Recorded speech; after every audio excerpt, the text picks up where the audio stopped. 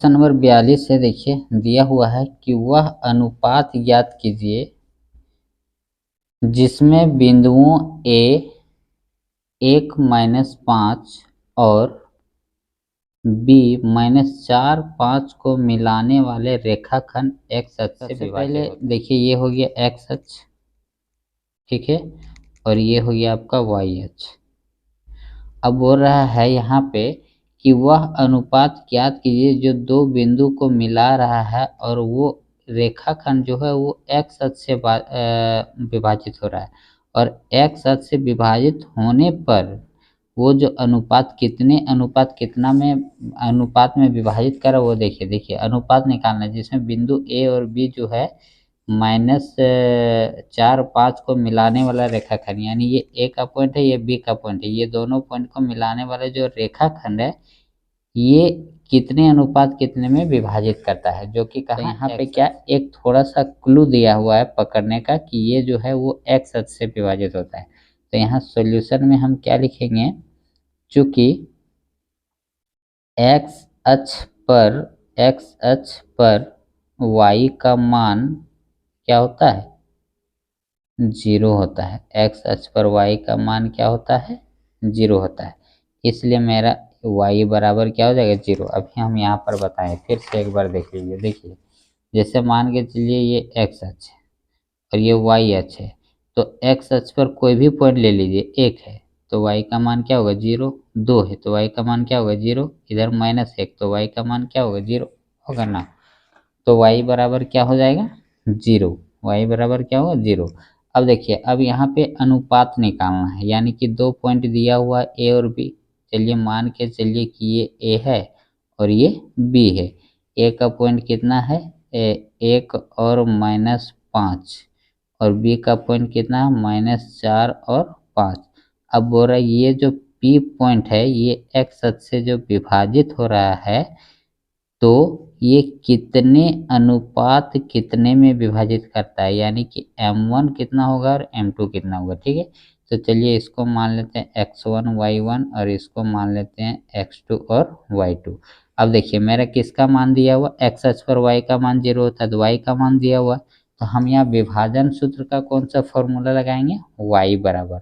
तो y बराबर क्या होता है, m1 y2 प्लस m2y1 बटा m1 प्लस m2, ठीक है। अब देखिए यहाँ y का मान कितना है, 0, तो यहाँ 0 रखिए। m1 का मान निकालना है, अनुपात निकालना है तो m1 का मान निकालना है, गुना y2 का मान है 5, फिर प्लस m2 का मान निकालना है, गुना y1 का मान देखिए कितना है, -5, और बटा में हो गया आपका m1 प्लस m2, ठीक है। अब देखिए अब यहाँ से हम करेंगे क्या, थोड़ा सा इसको मल्टीप्लाई गुना कर देते हैं, यानी कि ये 0 बराबर 5 को m1 से गुना करेंगे तो 5m1 प्लस माइनस माइनस ये हो जाएगा 5m2, और बट्टा में है आपका m1 प्लस m2, नीचे कुछ नहीं तो 1। अब यहाँ से क्या करेंगे, क्रॉस मल्टीप्लाई कर देंगे, ठीक है। तो इधर से ही करते हैं, इधर से इसको इससे, ठीक है। तो ये हो जाएगा 5m1 माइनस 5m2 बराबर, और 0 को इससे गुना करेंगे तो कितना हो जाएगा, 0। अब m2 को वो साइड ले जाइए, 5m1 माइनस से इधर आएगा तो आपका प्लस में हो जाएगा 5m2। अब देखिए अनुपात निकालना है तो m1 अनुपात m2, ठीक है, क्या कि m1 बटा m2 करना पड़ेगा ना। तो m1 देखिए ये गुणम है, इधर ले आइए भागम हो जाएगा, और ये 5 ये भी गुणम है, इधर ले आइए भागम, तो 5 5 कट जाएगा तो 1/1 बराबर हो जाएगा 1:1। ये हो गया आपका आंसर, ठीक है दोस्तों। अब यहाँ पे क्वेश्चन नंबर 43 दिया हुआ है कि बिंदुओं a -5 -1 b 3 -5 और c 5 2 से बनने वाले त्रिभुज का क्षेत्रफल ज्ञात कीजिए। देखिए सबसे पहले हम यहाँ पर आपको एक त्रिभुज बना के दिखा देते हैं कि मान के चलिए कि ये आपका एक त्रिभुज है, ठीक है। ये है a, ये है b, ये है c। आपका एक का पॉइंट दिया हुआ -5 -1, बी का पॉइंट है 3 -5 और सी का पॉइंट है 5 2। अब इस त्रिभुज का क्षेत्रफल क्या निकालना है? देखिए ये शीर्ष दिया हुआ है, ये क्या है आपका शीर्ष है, ए बी सी क्या है शीर्ष है। तो इसका त्रिभुज का क्षेत्रफल का एक फॉर्मूला होता है। अब वो फॉर्मूला याद रखने के लिए आपको क्या करना होगा, हम एक ट्रिक बता रहे हैं, वो ट्रिक याद रखना पड़ेगा आपको। 6 नंबर याद रखना है, क्या? 23, 31, 12। अगर आप 23, 31, 12 याद रखते हैं तो त्रिभुज का क्षेत्रफल का फॉर्मूला आसानी से लिख के यहाँ से बैठा सकते हैं। देखिए अब यहाँ पे हम इसको मान लेंगे x1 y1, ये पॉइंट का हो जाएगा x2 y2 और ये पॉइंट हो जाएगा x3 y3। ठीक है। अब यहाँ पर देखिए, अब यहाँ पर हम क्या लिखेंगे, अगर शीर्ष दिया हो तो त्रिभुज का क्षेत्रफल। अब यहाँ पर हम क्या लिखेंगे, त्रिभुज